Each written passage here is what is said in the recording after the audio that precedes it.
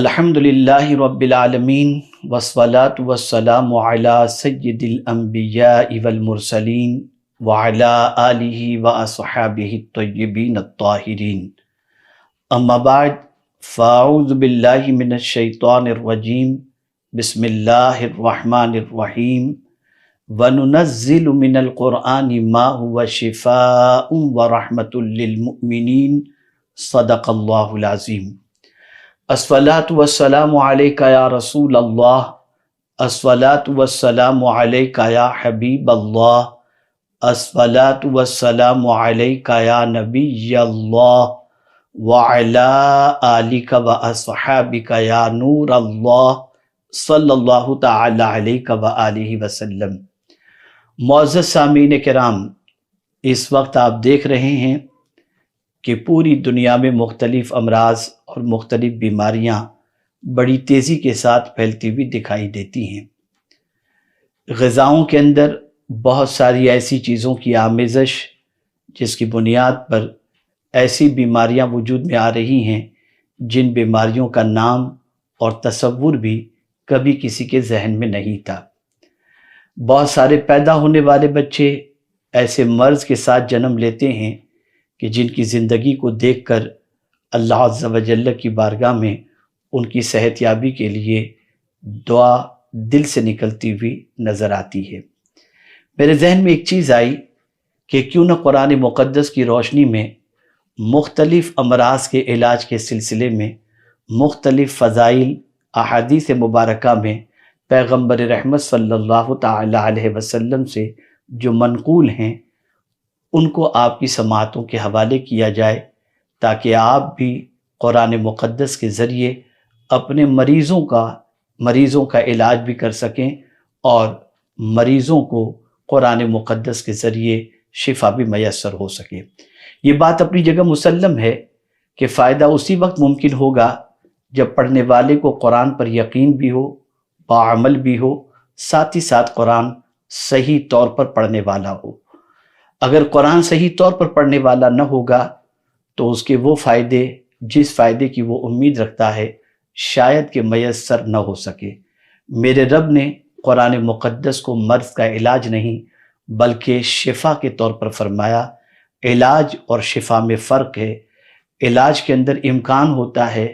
کہ ممکن ہے اس سے فائدہ ہو یا نہ ہو، لیکن شفا کا مطلب یہ ہوتا ہے کہ یقیناً علاج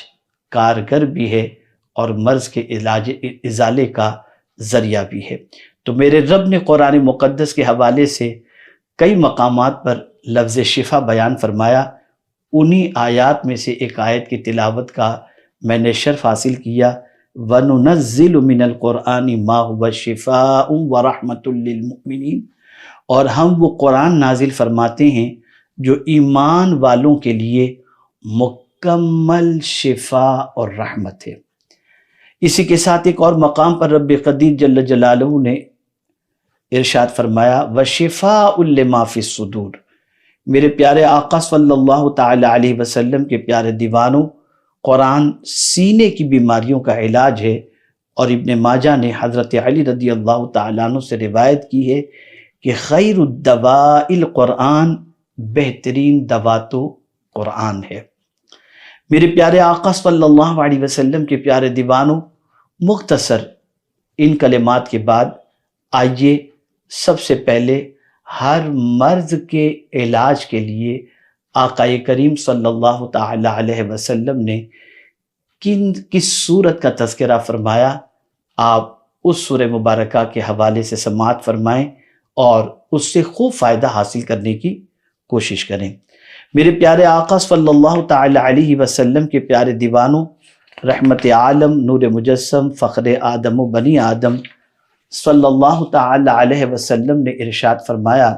کہ حضرت ابو سلیمان رضی اللہ تعالیٰ عنہ سے روایت ہے کہ صحابہ کرام علیہم الرضوان کسی جنگ میں ایک ایسے شخص کے پاس سے گزرے جو زمین پر بے حال پڑا تھا۔ ایک صحابی نے اس کے کان میں سورہ فاتحہ کیا پڑھی کہ وہ ٹھیک ہو گیا۔ رسول اعظم صلی اللہ علیہ وسلم نے فرمایا، سورہ فاتحہ اصل قرآن ہے اور ہر مرض کا علاج ہے۔ میرے پیارے آقا صلی اللہ علیہ وسلم کے پیارے دیوانوں، یہ حدیث مبارکہ در منصور میں موجود ہے۔ طریقہ کیا بتایا صحابی رسول نے؟ وہ طریقہ یہ کہ کان میں سورہ فاتحہ پڑھ کر کے انہوں نے دم کیا، جس کی وجہ سے مریض ٹھیک ہو گیا۔ اسی طریقے سے حضرت عبداللہ ابن جابر رضی اللہ تعالیٰ عنہ سے روایت ہے کہ سورہ فاتحہ سوائے موت کے ہر چیز کا علاج ہے۔ سبحان اللہ، میرے پیارے آقا صلی اللہ علیہ وسلم کے پیارے دیوانوں، آپ اندازہ لگائیں سورہ فاتحہ میں اللہ عز و جل نے کتنی تاثیر رکھی ہے۔ سعید ابن منصور اور بہقی وغیرہ نے حضرت ابو سعید خدری رضی اللہ تعالیٰ عنہ سے روایت کی ہے کہ سورہ فاتحہ زہر کا علاج ہے۔ اللہ اکبر، میرے پیارے آقا صلی اللہ علیہ وسلم کے پیارے دیوانوں، اگر کسی کو کسی موذی جانور نے ڈس لیا ہے اور اس کا زہر جسم میں سرایت کر چکا ہے تو وہ سورہ فاتحہ پڑھ کر کے دم کرے، اللہ کے رسول صلی اللہ علیہ وسلم کے فرمان کی روشنی میں انشاءاللہ رب قدیر جل جلالہ شفا عطا فرمائے گا۔ اسی طریقے سے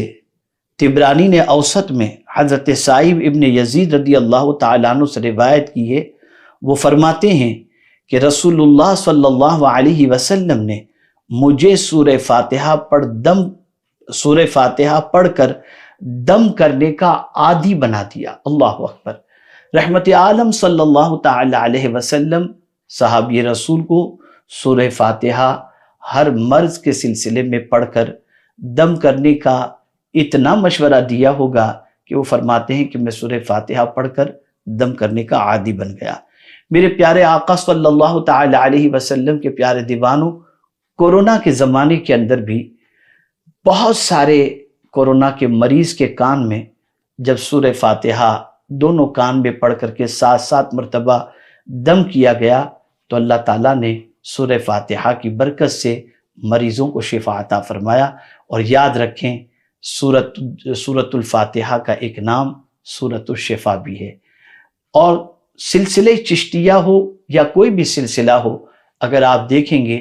تو مشائخ زیادہ تر مریضوں کا علاج سورہ فاتحہ کے ذریعے ہی کیا کرتے، اور اللہ عز و جل ان کی زبان سے سورہ فاتحہ کی تلاوت کی بنیاد پر ان کے ایمان اور یقین کی وجہ سے اور ان کے باعمل ہونے کی وجہ سے اور ان کے صحیح طور پر سورہ فاتحہ پڑھنے کی وجہ سے اللہ تعالیٰ مریضوں کو شفا عطا فرماتا۔ اگر آپ صحیح طور پر سورہ فاتحہ پڑھنا نہیں جانتے تو پڑھنا سیکھ لیں کہ ہر نماز کے اندر ہر رکعت میں احناف کے نزدیک سورہ فاتحہ پڑھنا واجب ہے، اس لیے سورہ فاتحہ کو آپ سنت، واجب، وتر، فرض، نفل وغیرہ میں جب پڑھتے ہی ہیں اور پڑھنا واجب ہے تو آپ سورہ فاتحہ پڑھنا سیکھ بھی لیں، اور پڑھ کر آپ اس کے ذریعے اگر کوئی مریض ہے گھر کے اندر تو اس کو دم کریں، تاکہ اللہ تعالیٰ اس سورہ مبارکہ کی برکت سے مریض کو شفا عطا فرمائے۔ اللہ تعالیٰ آقا کریم صلی اللہ علیہ وسلم کے صدقہ و طفیل مجھے آپ کو سب کو سورہ فاتحہ کی برکتوں سے مالا مال فرمائے۔ السلام علیکم ورحمۃ اللہ تعالی وبرکاتہ۔